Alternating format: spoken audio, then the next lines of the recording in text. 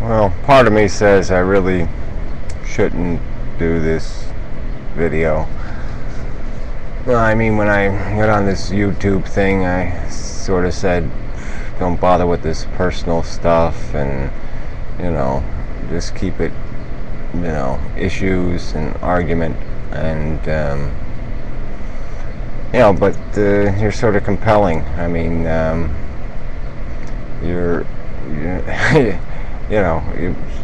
you remind me of me, when I was 22. As I asked all these questions, I was, searching for a better purpose. Looking for a plan that would get me through my life, where I could, actualize my potential. I mean, I didn't want to. I didn't want to leave something, in the closet. I didn't want to leave stuff undone. I didn't want to end up making a bunch of mistakes and having a life that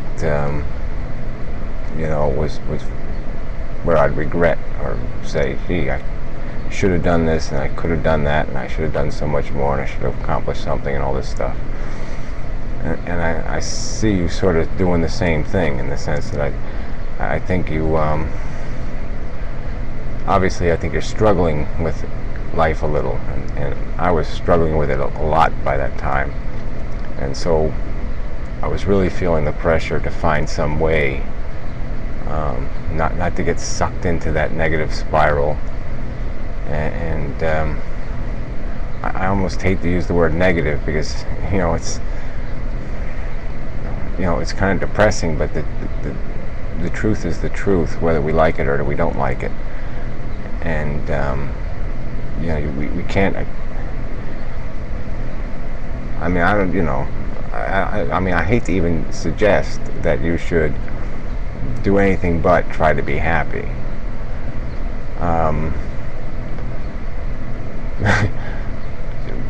Because maybe there's no point in trying to be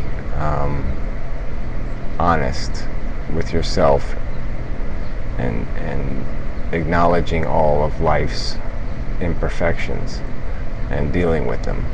I mean, sort of that's what the religious people do. That's they're just in a big dishonesty trip, and let's find whatever, some placating bullshit, to make us, make them feel better about the world they live in, and make it make sense and make it more comforting.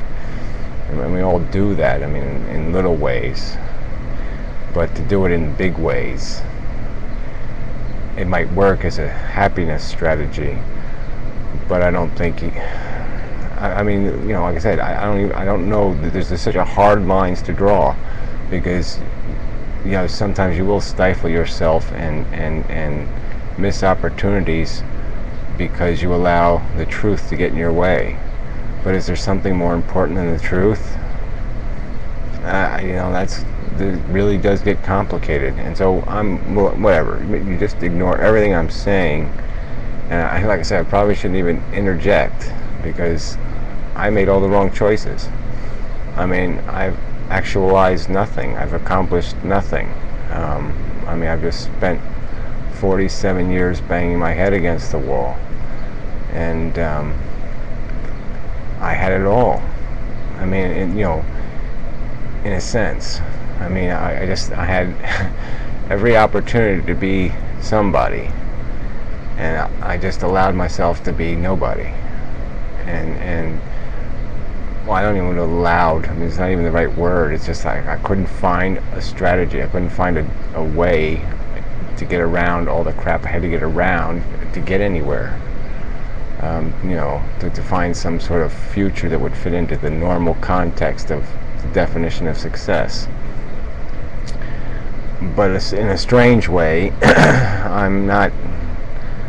At 22, I would have looked at my life. I would have looked at what I am, and I said, "Jesus, what an asshole."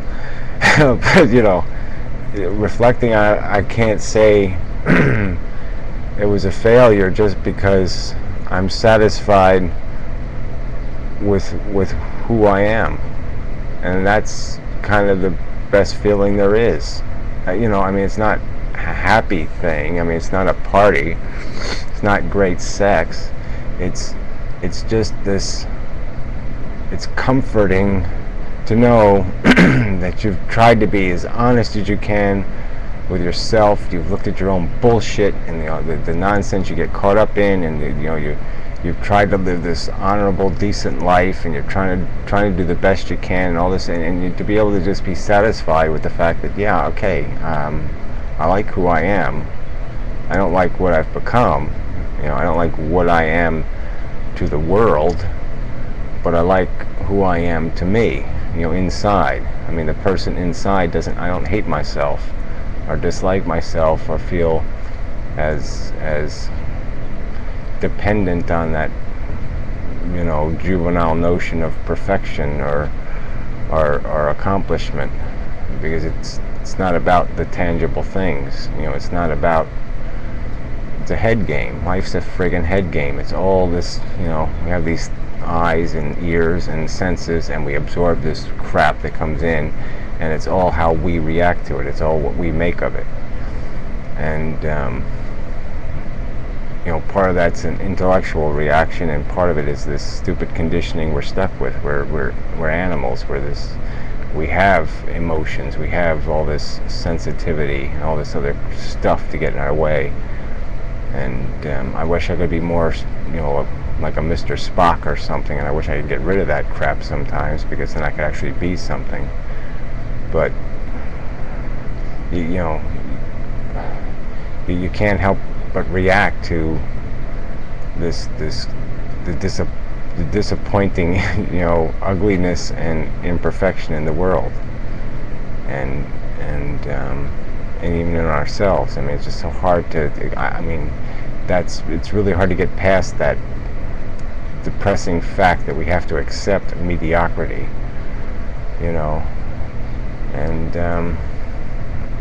the best we can hope to accomplish is to make some contribution, to create some little bit of beauty, or some little, some perfect moment, or some perfect thing, but that's all we get, is these little bits of perfection in life, these little moments of perfect in this long, tedious, redundant, burdensome, unpleasant chore. It's just all this work and crap to get those moments of perfection, and that's sort of, it's depressing. And I guess I shouldn't. If I had some great advice to say, well, this is how you avoid going crazy, I'd like to offer it, but I don't know how. I wasn't able to do that, and I can't, even on backseat driving, even on reflecting on the mistakes I made, I can't really figure out where the mistakes are. I know they're mistakes, but I don't know how I could have known they were mistakes, because I did try to get around this stuff, and without compromising who I was. And that's like always the battle. It's going to be very, that's the trick, is to be able to find a way to be satisfied that you're being honest with yourself and your need to, the things you care about. And it's hard to say, somebody tells you have to sacrifice some part of your identity to be able to get comfortable enough with the bullshit of life to be happy. That's hard. It's hard to do. It's hard to say that, okay, I'm going to just, rip the piece of me off, tear off a hunk of my brain or whatever and throw it out because it's incompatible with this stupid strategy I need to survive, so I can be something in posterity. That's a part of it, is what is all this, how much of this is just, we're a bunch of rats, running the maze. We're all chasing our cheeses, and it does, there's a psychologists use words like self-actualization. It's almost the worst place you ever want to